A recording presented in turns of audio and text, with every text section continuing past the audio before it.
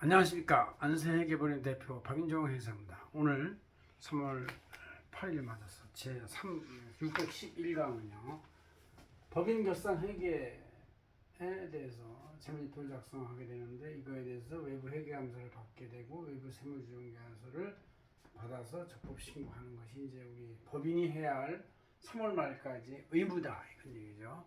3월 말까지 지금 이제 3월 8일이니까 이제 무지 바빠서 다들 여러 개의 법인을 또 하고 또 하다 보니까 격리 실무자들이 정말 가장 최악의 시간이 3월입니다. 회계감사에 있는 회계사들은 마찬가지고 물론 상장법인들은 1월, 2월에 끝냈겠지만 아직도 3월까지 보고공시가 안 되고 3월 중순경에 주총회를 하기 때문에 이제 상당히 민감한 시점이죠. 회계사들도 지금은 아직 어떤 적정 근무 시간 이 개념이 없어요. 그냥 스스로 일을 하는 거 완성을 해야 되니까 끝내야 되니까 그런 시기다. 그래서 이제 한번 강의해 보겠습니다. 이것은 우리 안세지경저널이 이번 3월 8일자에 법인세 신고 실무에 대해서 자세히 구세청 자료를 요약해서 이제 써놓았는데 이거는 이제 특별히 제가 강의할 내용이 없어가지고 이거에 대해서 기본 개괄을 한번 일반적인 얘기로서 해보겠습니다. 자, 여러분들 회계를 잘 하시겠지만 다 요새는 이제 회계 프로그램이 돼 있고 일반 회계 세무 대리인들은 이제 도전 프로그램이나 세무사들은 이제 세무사랑을 많이 쓰게 되고 각 회계사들은 ERP, 엔타이어 프로그램 이런 게 있어가지고 이제 전체적으로 다 돌아가는데 그래도 경리 나라 얼마예요 이런 이제 기본 프로그램을 쓰는 회사도 꽤 많이 있고 해서 이제 그 회계 프로그램을 쓰면은 사실 회계를 잘 몰라도 자신의 매출이나 매입, 수입, 지출 이런 계정 과목의 항목만 이렇게 골라가지고 컴퓨터에서 딱딱딱 클릭을 하면은 자동으로 왼쪽 오른쪽 분기를 해주죠.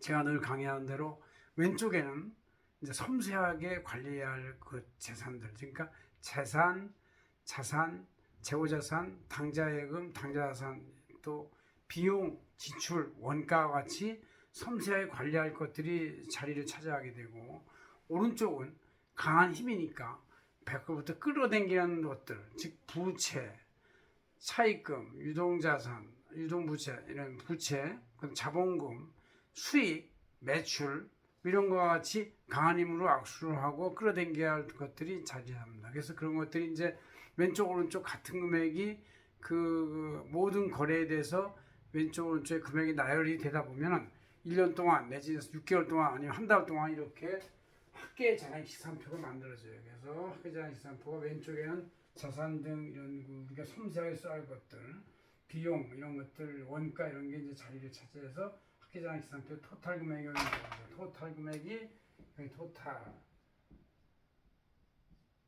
이렇게 나오고 그다음 오른쪽에는 이제 당겨서 오른쪽 당기는 부채, 그다음 왼쪽 오른쪽에서 확실하게 주주를 당겨야 되는 자본, 그다음 매출, 수입 이런 것들이 있어가지고 토탈 이렇게 합해서 이 합계 금액이 맞게 돼 있죠. 안 맞으면 그것은 이제 컴퓨터에 가동이 안 되기도 하고 요새는 모든 컴퓨터의 프로그램이 안 맞으면 아예 왼쪽으로 바뀌거나 아니면 금액이 차이가 오타가 나가지고 이론에도 차이 나면 입력이 안 되고 나중에 에러 메시지가 밑에 뜨니까 나중에 에러가 어디 있는지까지도 알려줘요. 그래서 그거를 고쳐주면 되는 것이죠. 이와 같이 회계 프로그램이 상당히 AI급의 회계 프로그램이 잘 돼 있어가지고 사실 경리나 회계를 완전히 학습하지 못한 초보자들도 이와 같이 왼쪽 오른쪽에 무엇이 자리 잡게 되는지에 대한 개념만 알면 즉 연약한 손으로 자산이나 비용 같은 것들을 다룬다. 강한 힘으로 부채나 자본 땡긴다, 매출을 땡긴다 이런 것만 알면 이제 계정 과목이 자동으로 배열이 되고 합계자산시산표가 나온다. 이 합계자산시산표가 나온 거를 왜 다음 연도에도 쓸 자산, 또 다음 연도에도 갚아야 할 부채, 자본 같은 그런 계정만 떠서 남기면 이와 같이 재무상태표가 되는 거예요. 그래서 재무상태표에 자산에는 유동자산, 재고자산, 기타자산, 당좌자산, 생산설비, 토지, 건물, 부용자산 이런 것들이 뜨고 이제 오른쪽 부채 계정에 유동부채, 단기차익, 충당금도 장기차익, 자본금 이런 게 뜨고 그 나머지 차액은 자동으로 이게 순이익이 되는 거예요. 순이익. 이 순이익은 그래서 합계자산시산표에 이렇게 떠다니는 다음 연도에 유동으로 떠다니는 것, 만져지는 것, 이렇게 플로팅하는 것, 누적 개념이 아닌 것을 하면은 이렇게 꺾어지는 숫자가 나와요. 그래서 요게 당기순이익이다. 그런 얘기죠. 당기순이익. 요게 이제 당기순이익이라는 막대기를 이렇게 집어넣으면 돼요. 당기순이익 막대기를 집어넣으면 요게 맞게 돼 있어요. 요게 당기순이익 막대기다 이런 얘기죠. 그다음 이제 손익계산서는 이렇게 이제 누적 개념, 축적 개념 이런 것들, 매출, 수입 이런 것들은 지금 딱 매출이 일어나자마자 매출 뭐 없어요. 그냥 매출 개념만 있는 거예요. 누적 개념. 매출로 인해서 현금이 들어왔겠죠. 이제 그래서 여기 쌓이는 거예요. 그다음 비용 개념. 이것도 누적 개념이죠. 이게 지금 당장 비용은 비용 어디 갔어? 다 먹고 다 그냥 배설됐고 끝났죠. 그다음에 교통 어디 타고 댕겼다 그러면 자동차 타고 끝났지. 뭐 비용이라는 것이 어디 나의 축적된 자산이 있는 게 아니에요. 비용 나간 거, 축적 개념 이런 것들을 모아놓으면 이제 손익계산서가 되는 것이다. 그런 얘기죠. 그래서 손익계산서의 오른쪽에는 누적 개념인 매출, 수입, 영업외수 이런 게 쌓이고 왼쪽에는 이제 원재, 취급 재료비, 간접원가, 판매관리비 이런 비용이나 이런 것들이 쌓이고 영업비용, 지급이자가 쌓인 나머지 차액은 순이익이다. 이 순이익하고 이쪽 임금하고는 이제 이게 똔똔 같이 이렇게 나온다. 순이익이 이 손익계산서는 이제 이게 매출을 거꾸로 돼 있지만 이거를 이제 그대로 하고 이 비용을 올리면 순이익이 밑에 깔리게 돼 있죠. 순이익은 같은 순이익이 되는 것이다. 이렇게 해서 합치장학기산표에서 재무상태표, 손익계산서가 나오는 원리를 한번 설명해 봤고 이와 같은 거에다가 세무 신고를 하게 되는 것이다. 또 외부 감사를 하게 되는 것이다. 그래서 외부 감사인 회계사들은 회계법인은 주로 이 재무상태표의 분실자산 뭐 잘못된 거 깔 거 있느냐 뭐 이런 거 이제 분실자산 썩은 자산 없애고 이런 게 이제 감사할 때의 주 목적이에요. 감사할 때는 과잉 부채가 있느냐, 말도 안 되는 걸 여기다 집어넣느냐 이런 것도 따져서 다 계산해 보고 따져봐. 생산설비도 가동이 안 되는 건 깔아. 이거 갖다 우리는 이제 손상차손이라고 해요. 손상차손. 또 대손 못 받는 거, 외상매출금 못 받는 거 깔아 이런 것도 대손이라고 그러고 토지 건물도 안 팔리는 거 더 분류를 다시 해라.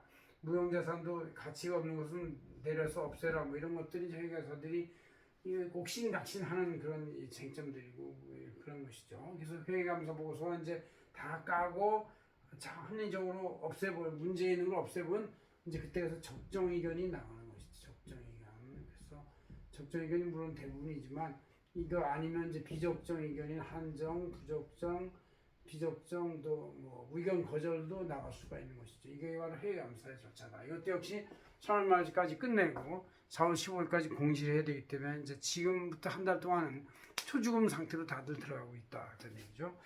자, 그다음 이제 이렇게 확정된 재무제표 말고 이제 손익계산서 중심으로 하는 것이 이제 세무조정, 외부 세무조정 적법 신고의 계산서인데 자기 조정도 하지만 웬만큼 이제 조세 안면이 있거나 규모가 되면 전부 다 외부 조정을 받아야 돼요. 이게 합조적 세무 신고다 이런 얘기죠. 외부 조정에는 이제 회계사, 회계법인, 세무사 이렇게 분들이 외부 조정의 소명권자인데 이분들이 한 것이다. 손익계산서에서 이제 주로 보고 하는데 그 세무조정은 이제 순이익을 조정하는 건데 회감사인들이 이제 재무상태표 중심으로 이거 숫자를 다 조정해서 주면 순이익이 이제 플러스 마이너스 조정이 되게 돼 있어요. 그러면 이게 결과적으로 순이익이 나오는데 세무조정할 때는 손익계산서 위주로 보죠. 그래서 손익계산서에서 매출이나 이런 쪽을 볼 때 이거의 회계상의 매출보다 더 플러스 되는 것을 우리는 입금산입이라고 해요. 입금산입. 이 플러스가 되고 그다음 이제 각종 비용 중에서 이 비용 부인하는 거 이런 것을 우리는 이제 손금 불산입 이렇게 하는 거예요. 손금 불산입. 그래서 이게 마이너스가 되겠죠. 그래서 이렇게 입금산입 또 손금 산입도 해주는 게 있어요. 손금 산입이 있고 또 입금 산입 이렇게 해주면 이제 이게 입금 산입, 손금 불산입, 불산입, 그 다음에 손금 산입, 입금 불산입 이런 거 다 더해서 하면 이제 이거를 더해서 플러스 마이너스 다 하면 이제 이 당기순이니까 조금 다른 세무상 순이익 이게 바로 이게 각사학년도 소득이라고 해요. 각 사업년도 소득이 나오게 돼 있다. 그래서 세무조정에 손익계산서 중심으로 입금에 들어갈 거는 더 플러스 해주고 송금에 들어갔을 것도 비용에 인정해주고 입금에 불산입한 건 빼주고 송금에 불산입한 건 또 제외해주고 이런 것들을 하게 되면은 세무조정으로 해서 그것이 세무상 당기순이익 즉 각사업년 손익이 나온다. 그래서 그걸 가지고 신고하는 것이다. 물론 이제 이렇게 세무상 당기순이익 나온 다음에 여기서 이제 조세 특례 제한법상의 각종 감면, 세액공제, 추가세액 뭐 이런 것들을 하게 되면 이제 최종 세액이 나오죠. 최종 납부 세액이 나와서 이걸 신고하는 것이다. 이것은 3월 말까지 해야 되는데 웬만한 법인이 전부 다 3월 말 맞춰서 하고 있기 때문에 특히 회계법인에 있는 많은 실무자들은 이제 한 명당 한 10개, 20개 이렇게 하기 때문에 그거를 또 그냥 하는 게 아니고 모든 자료를 받아서 정확히 맞춰야 되기 때문에 엄청난 정성과 시간과 노력이 들어가고 열린 마음으로 일을 하는 태도가 중요하다 이렇게 보시면 되겠습니다. 여러분들 이렇게 해서 3월 말까지 외부 조정 신고를 해야 되고 또 그 비슷한 시점에 맞춰서 회계 감사도 끝내야 되는 것이 회계법인 이런 사람들 숙명이다. 거기 있는 사람들은 두 달, 한 달, 이 3월하고 4월 초중순까지는 뭐 그 초주금 돼서 일을 하고 있다. 이렇게 알아주시면 되겠습니다. 고맙습니다. 안성현 대표 박윤종이었습니다.